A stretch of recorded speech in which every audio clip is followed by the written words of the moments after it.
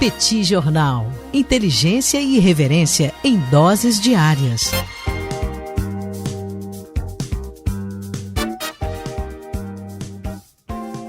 Olá, caríssimas e caríssimos ouvintes do Petit Jornal, caríssimas apoiadoras e caríssimos apoiadores do Petit Jornal. Estamos aqui hoje para mais uma coluna de política internacional, em que a gente fala sobre um dos eventos mais importantes do ano, certamente, que são as eleições nos Estados Unidos. E, aliás, não é uma eleição qualquer, como, aliás, 2020 não é um ano qualquer, uma vez que nós estamos falando sobre um ano de pandemia.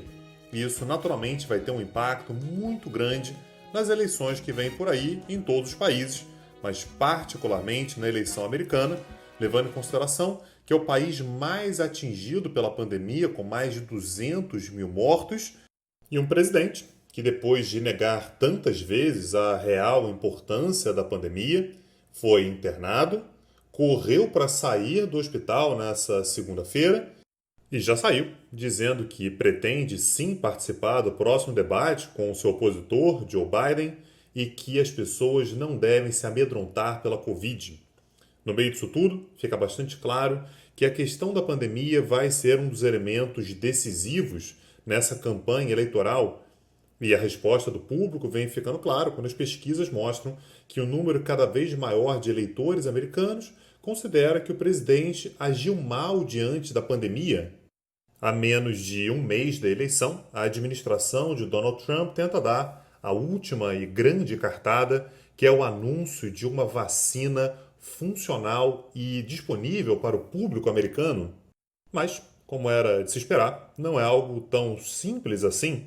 E isso vem levando, portanto, a um embate entre a Casa Branca e as agências federais responsáveis pela aprovação da vacina. A agência americana responsável por estabelecer os parâmetros de aprovação de uma determinada vacina ou de um medicamento, ou até mesmo de alimentos, é a chamada Food and Drug Administration, que é mais conhecida como FDA. E cumprindo o seu papel, no último dia 21 de setembro, a FDA apresentou um relatório estabelecendo quais são os parâmetros para que uma vacina possa ser aprovada e, posteriormente, utilizada em território americano. Os critérios estabelecidos pela agência para a aprovação da vacina são bastante técnicos e estabelecem algumas coisas que são padrão de pesquisa acerca de questões como vacinas. Por exemplo, estabelecendo que o grupo de voluntários que receber a vacina ainda em fase de teste devem ser observados por pelo menos 2 meses para garantir que a vacina seja segura e eficiente contra o coronavírus. E aí é que vem o problema. A Casa Branca considera que esses parâmetros são excessivamente rigorosos e afirma que, no momento de pandemia, algumas etapas devem ser aceleradas. Naturalmente, o objetivo é tentar fazer com que a vacina finalmente seja anunciada antes da eleição como uma grande cartada, como um grande fechamento da campanha do presidente Donald Trump. Os parâmetros do FDA são, na prática, um guia para as empresas que estão desenvolvendo a vacina, estabelecendo o que elas devem fazer para que qualquer vacina seja aceita. Uma vez que a Casa Branca não aprova tais resoluções, isso significa que as próprias empresas passam a ter uma liberdade maior para fazer a sua pesquisa e, dessa forma, agilizar o anúncio do resultado. O risco, naturalmente, é que na pressa pelo anúncio de uma vacina, acabe se produzindo uma vacina que não seja exatamente eficaz e que, portanto, não proteja as pessoas, ou ainda uma vacina que seja perigosa em algum sentido. Mas, de todo modo, é importante que se tenha consciência de que ao longo do próximo mês, até a eleição, no iniciozinho de novembro, o tema relacionado à aprovação de uma vacina será um dos assuntos mais importantes, até mesmo dentro do governo americano.